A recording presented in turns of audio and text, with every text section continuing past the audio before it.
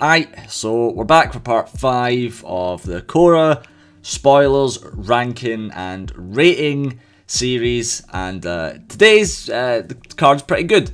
There's no points I need to make before this video. You know what we're doing here.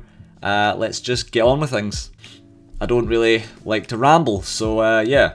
Hey, so before we get on with the rest of the video, if you consider liking the video, commenting the video, subscribing if you enjoyed it, and hitting the bell icon, and also you could follow us on Facebook and Twitter if you enjoy magic memes, and also follow us on Twitch where you get to watch videos like this happen live. So yeah, let's just get on with it. So the first card we got for you is Weaponize the Monsters. This is a 1 mana red uncommon enchantment, and the fact that it's 1 mana makes this card usable, I think, but it's pay 2, sack a creature, and then it deals 2 damage to any target. That seems pretty good to me, realistically. Really, the best way you're going to get any value out of this is along with, like, Torbrun, I guess. This card also couples well with that 5 mana card that we spoke about a couple of videos ago that doubles the damage that odd CMC cards end up doing, so it does like 4 damage if that's on the field. So this is probably another fucking thing we need to deal with when playing against mono red.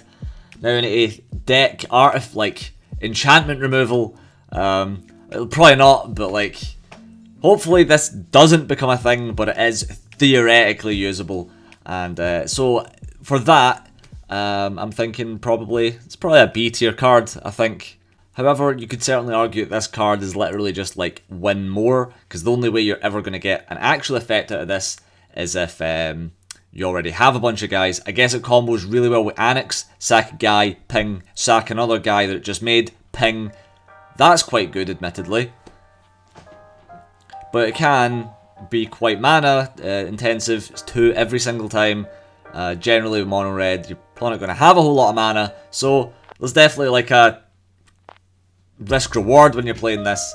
There'll probably be certain builds that, you know, you just go wide and then you just go and just fire it all off. On second thoughts, I'm thinking this card's probably again in this high C tier. We'll have to see what the card does in the future, I think. Card number 2 is Essence Symbiote. Okay. This is 2 mana green 2/2 beast creature. Whenever a creature you control mutates, put a 1/1 counter on that creature, you gain 2 life. It's just bad. So indeed it goes. As literally as much as we got to say here. It's just bad. It's Essence Symbiote, and we put it right there where it should be. Next we've got Joy Skybonder. It is a 3 mana human wizard 2/2 creature with flying, and it's 1 and like white blue to cast. Creatures you control with flying have spells your opponents cast that targets this creature cost 2 more to cast. Personally, I quite like this card. Azorius Flyers have obviously been like slightly pushed as a thing this standard anyway, and this is just another card that actually really helps. It's a nice turn 3 drop if not. You know, you can drop this, or you could drop Empyrean Eagle. Either card's pretty good. This is just is quite nice. Really, the thing is you want to be able to give your guys indestructible. I guess Sephara lets you do that. So ultimately, you can make your guys really hard to like pseudo hexproof, like indestructible with Sephara. It is a lot of stuff that you have to keep on board, admittedly, but it's certainly not a bad card. High C for sure. It certainly seems like a high C to me anyway. Like it's just one of those usable cards, and I mean Azorius Flyer is definitely so great just now, but it was semi-popping 2 sets ago. Parcelbeast is next, and this is a 4 mana 2/4 elemental beast creature, and it is 2 and a green and a blue to cast. So it's another mutate. It's a mutate for 2 mana mutate, very good, we like them. And it has pay 1 and tap it, look at the top card of your library. If it's a land, you may put it onto the battlefield, and if you don't put the card onto the battlefield, put it in your hand. It's basically good. It's like a pseudo, obviously this card is like a pseudo Risen Reef that you get to like manually do every single turn. The problem with it is like if you're making a mutate guy, you don't really want to be tapping your mutate guy, and there's kind of just better options. Again, I think that I would just rather the Auspicious Starix, which is essentially the same thing, but you don't need to put the card into your hand. You just get to straight put every single card on the top into the battlefield. Obviously, you're building your deck around that, so everything's going to be a permanent in your deck. So yeah, I still just think that a lot of these cards seem good, but then when you just compare them to Starix, it's like, yeah, it's just nowhere near as good at all. So this isn't bad. I think this is another high C mutator, because it's certainly not because like a 2-mana mutate, very, very good for that, and it's not like the effect is bad at all. So it's certainly a good card, but again, you know, we need to compare them all to each other, and Auspicious Starix is certainly outclassing this every single time. So we can stick Parcelbeast up into high C. It's definitely one of the higher C's of the high C as well, definitely. So now we're on to Hornbash Mentor, which is a 3-mana 3/3 human warrior creature. That's fine, I guess. When it enters battlefield, put a trample counter on target non-human creature you control. That's okay. And then you can pay 2 and tap it, put a 1/1 counter on each creature you control with trample. So there's a whole bunch of these Mentor cards coming out. The few spoilers that we've had today definitely backs this up for each of the keyword counters. I think some of them are going to end up being better than others. If I'm going to play this, I would probably just play the red so I can play that. Enchantment that gives trampling. So I mean, these aren't terrible, but I think that they're just kind of overly costed for what they do in terms of being like standard viable. These are certainly very, very good in like a limited format. So I'm going to put these in like a C. They're definitely not like a D. They're certainly usable where they are usable, but they're definitely not like, they're too slow to be competitive. However, there is one card that we'll get to tomorrow that I think might actually be quite good. So Hornbash Mentor goes in C. So now we have Fight is 1. This is a 1-mana. There's lots of 1-mana white cards in this set, which I'm certainly liking. I do like myself some White Weenie. And it's the chaddest of all decks. You know, it's like, who gives a shit? Like, fuck playing whatever legacy deck you're playing that costs you however many thousands, and just play White Weenie and kill somebody turn 4 for like a 20 quid deck. I don't need to give a fuck. Point is, Fight is 1. Choose one or both, and it's a white instant. Target human creature you control gets +1/1, gains indestructible for end of turn. Target non-human creature you control gets +1, gains indestructible end of turn. So you get to save up to 2 guys, and this can be used as like a defensive block or an attack combat trick. It's pretty good for 1 mana. I'm not sure in the current climate. I'm not sure in the current climate. I'm not sure in the current standard climate that this card is overall that usable.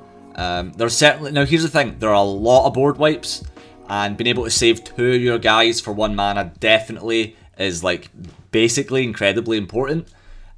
So for that, for 1 mana, especially in certain mirror matches, I could actually see this potentially being used. Even just to save 1 guy for 1 mana is actually good enough. So we'll see where this has a spot. I don't think it quite makes like a B tier, but again, I think this is another high C card, and there's plenty of high C cards that, again, we'll see how they do, this being one of them. Yeah, so I quite like Fight as 1. I think it's hard to put it any lower than a high C, because making things indestructible is incredibly good. And especially because protection doesn't get around board wipes and everything's playing board wipes, it's probably a little bit better than God's Willing in a lot of situations. Hilariously, another example you could use this in is like playing mono red with like splashed white.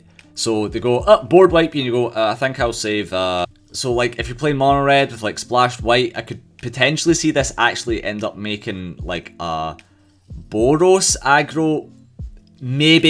Maybe I'm just dumb, which I probably am, but this could protect your mono red guys against board wipes.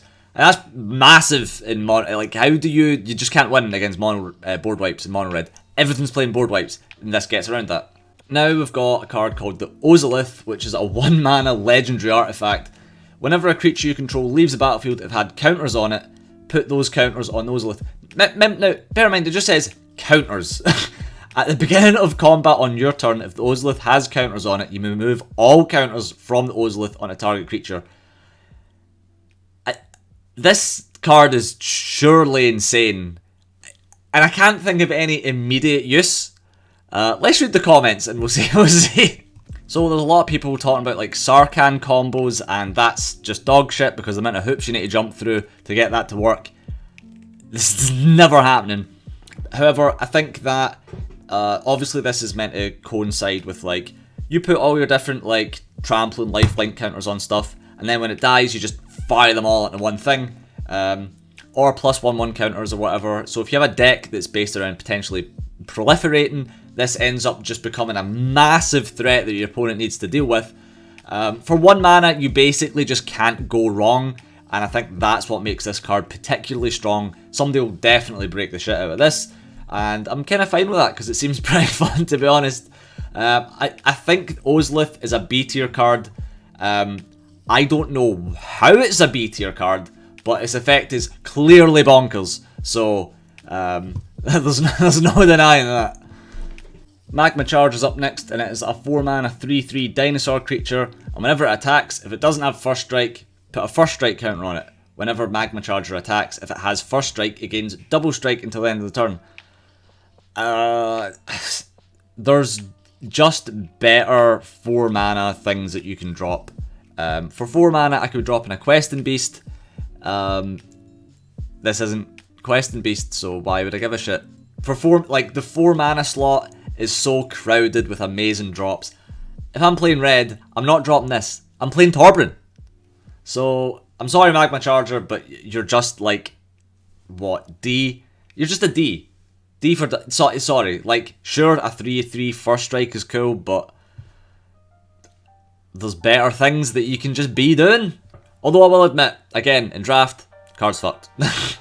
So here we have a card that I think is, I think we've got an A tier, by the way. I think we have an A tier card, and it's an uncommon. So, 2 mana, black instant, choose 1, destroy target creature with no counters on it, or remove up to 3 counters from target creature. I think this card is so good, because not only do we have a little bit of utility in what it can do, we've finally got a 2 mana black instant that destroys a guy, so it's basically what? It's like cast down.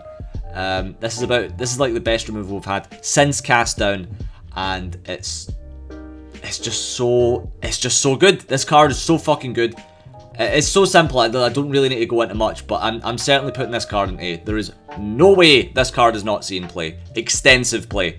So we go from one great card to a dog shit card, and it is Reptillian Mirroring, which is a 3 mana red enchantment. Whenever you cycle a card, you may have Reptillian Mirroring become a 5/4 dinosaur with trample and haste, in addition to its other types until end of turn. I just don't really, like, what's the point?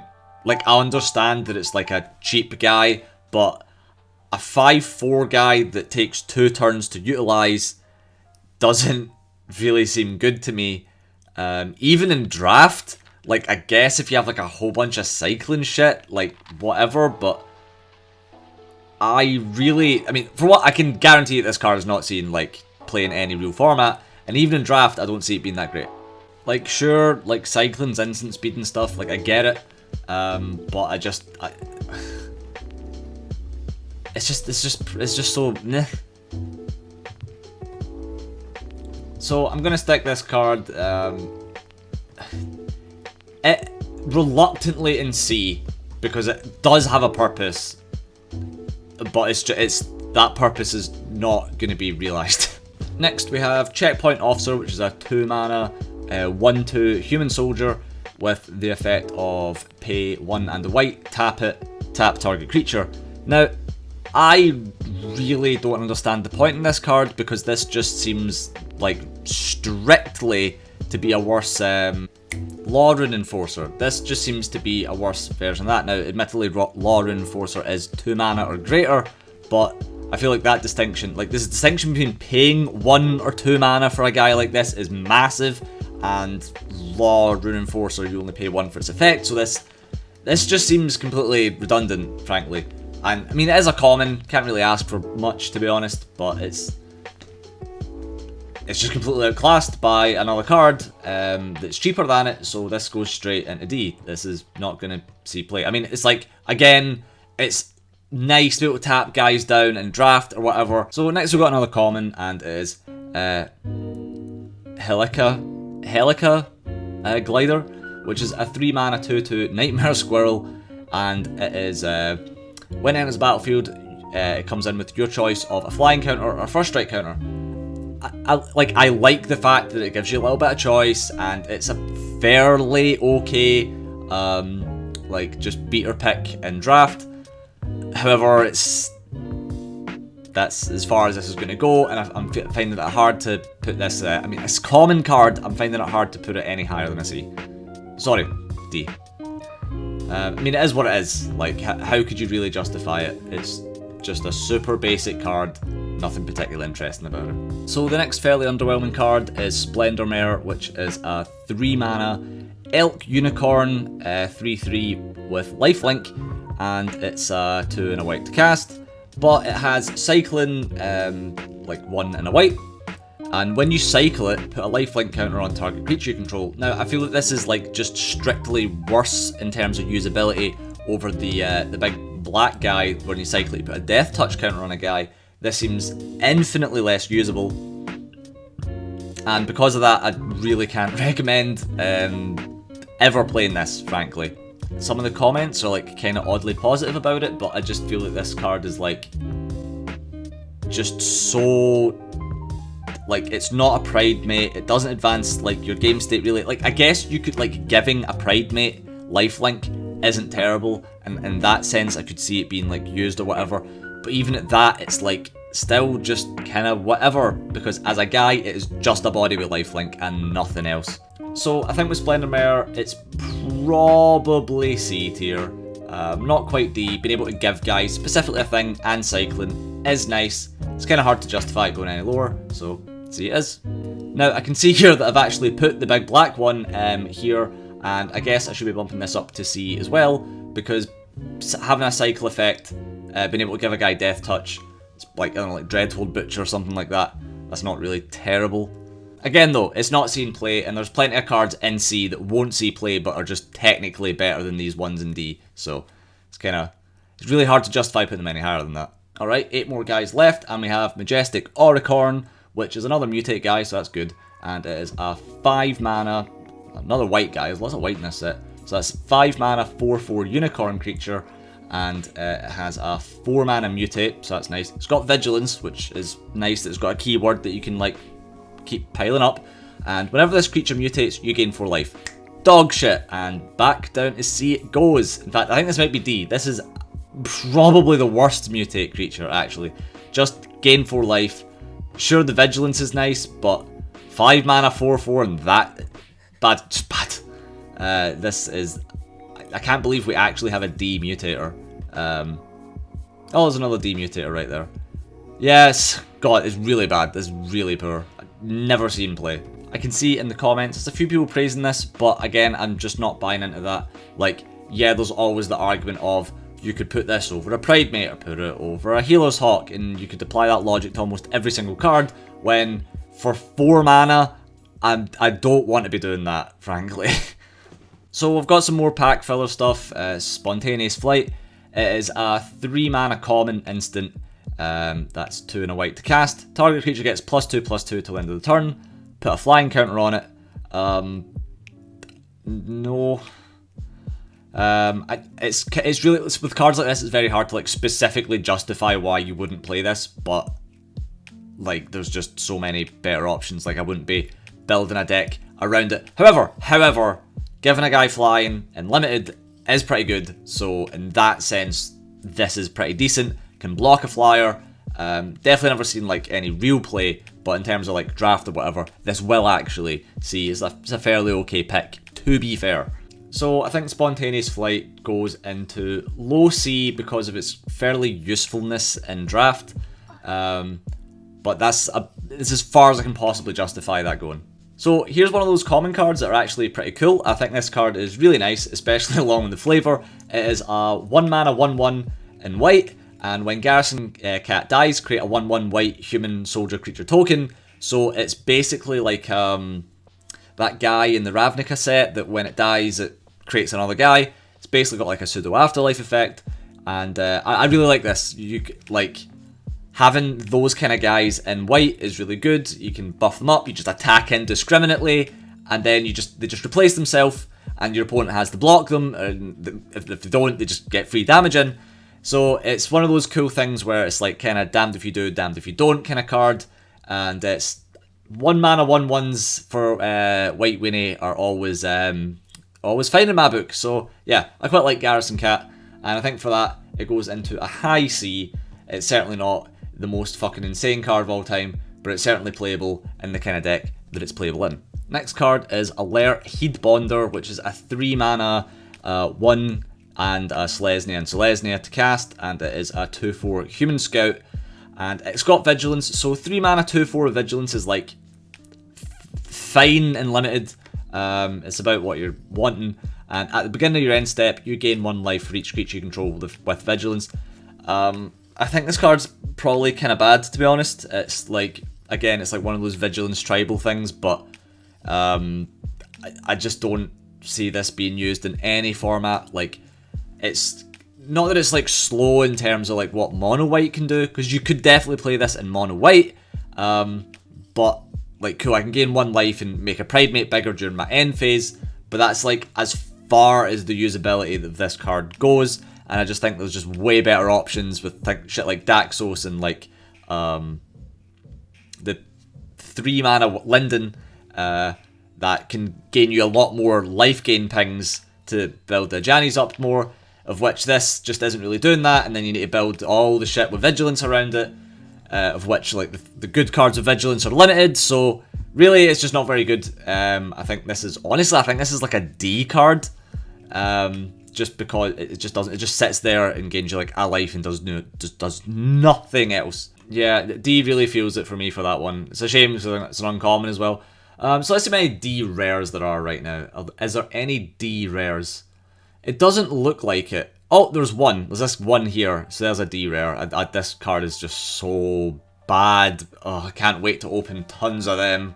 Now we've got Keensight Mentor, which is another one of those Mentor cards, and it is a 3 mana white 1/4 Human Cleric, 2 and a white to cast. When it enters battlefield, put a Vigilance counter on target non-human creature you control. I think that's like kind of fine, and then you also get to pay a 1 and a white and then tap it and put a 1/1 creature on each creature you control with Vigilance. So it's like that Horn guy, except with Vigilance instead of Trample.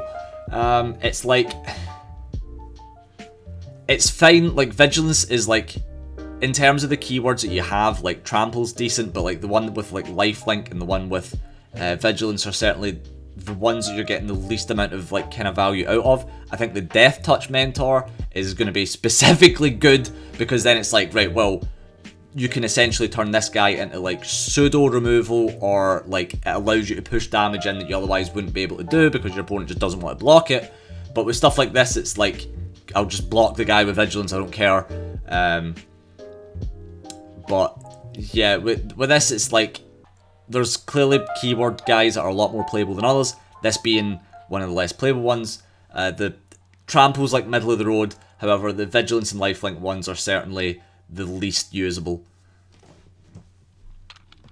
So I think the Keensight Mentor goes probably into C, but then I think I put the Horn guy, Horn guy's in C as well. I think the Mentors are like C tier cards, definitely. Lower on C, but they're still in the C category. Next we have Sanctuary Smasher, which is a 6 mana, a 6/4 Rhino Beast creature, and it's 4 and 2 red to cast. It's got First Strike, so 6 attack with First Strike, that's alright. And it's cycling, which is it's a 3 mana cycle, so that's a bit okay. But when you cycle Sanctuary Smasher, put a First Strike counter on target creature you control. It's like, okay, I wish to God it was a 2 mana cycle, because this would probably be so much more playable if that was the case. First Strike's obviously super powerful, don't get me wrong, but This one is hard to place for me personally. So I guess because Cyclone's instant speed, you can essentially use this as a combat trick that permanently gives a guy first strike. I think this is probably absurdly good in limited, and for that it definitely gets the C. I guess all those cycling guys get the C treatment because they're not like completely irrelevant. Obviously most cards are going to be in C, and like the C is going to hold the bulk of the stuff. But yeah, it's probably like slightly higher on the C, simply because first strike is as good as it is, frankly. Next we've got Bushmeat Poacher, which is like I don't have a problem with it, but like kind of like a very odd name, but like sure, whatever. And it is a 4 mana 2/4 human soldier, common, 3 and a black to cast, and it has this effect of pay 1, tap it, sack another creature. You gain life equal to that creature's toughness and draw a card. Really the problem with this is I think Ayara is just like straight up better, you know, having like a cheaper mana cost overall. I mean, Ayara is right here, in fact. So it's like, I get that it's like a cool common, probably pretty decent in limited, sure. Gain a little bit of life, draw a card or whatever, but ultimately it's just not, I can't actually put this higher than, you know, I think I have to put it in D, just simply because Ayara outclasses it so heavily that it's never actually going to see play. I think that's as far as I can go with it. And finally, on the last card of the day, it is another dog shit card to end on, and it's Zenith Flare, of which the card is so crushingly slow. It's like somehow like a worse Beacon Bolt, which is somehow like it's like worse than that card that so this card is somehow worse than that 2 mana exile guy that hits for the damage, instants and sorceries in your grave, except that card is also like basically a worse Beacon Bolt, and this is somehow worse than both of them, where it deals X damage to admittedly any target, and you gain X life, where X is the number of cards with a cycling ability in your graveyard. So if you're somehow playing Boros Cycle, then yeah, I guess you can end up doming your opponent for 10 with this. I mean, really, now that I'm discussing this, it actually might not be that bad, but you need to, it's so incredibly slow to get any amount of real value out of this. I'm going to put it on low C, as much as that's still C. It's like, there really technically isn't a difference between high C and low C, but it's not quite D. It's just enough C. I doubt this will see play, but I do kind of want to make a deck that just dump your entire deck in the grave and then just go, hit you for 20 with this. And on that note, that is the end of today's video. It's nice that we got to see an A. No Bs. There was no Bs in this particular this drop, this hot drop. Today's drops. There's no Bs, but it was nice we did get a good C. See a fantastic A out of this. But that is today's video ended, and now I need to quickly edit this as fast as I can. But yeah, tune in for tomorrow's spoilers. And again, if you enjoyed, please like, comment, subscribe, and all that stuff. Catch you later. Hey, so thanks for watching this video to the end. And again, if you enjoyed this video, please consider liking, commenting, and subscribing and hitting the bell icon if you enjoyed it. And also, if you really enjoyed it, go follow us on Facebook and Twitter if you like magic memes, and go follow us on Twitch as well, where you get to watch videos like this happen live. And obviously, that means you get to interact with us as well, and we're pretty cool. You'll like us. Anyway, just thanks a lot, and we'll see you in the next video.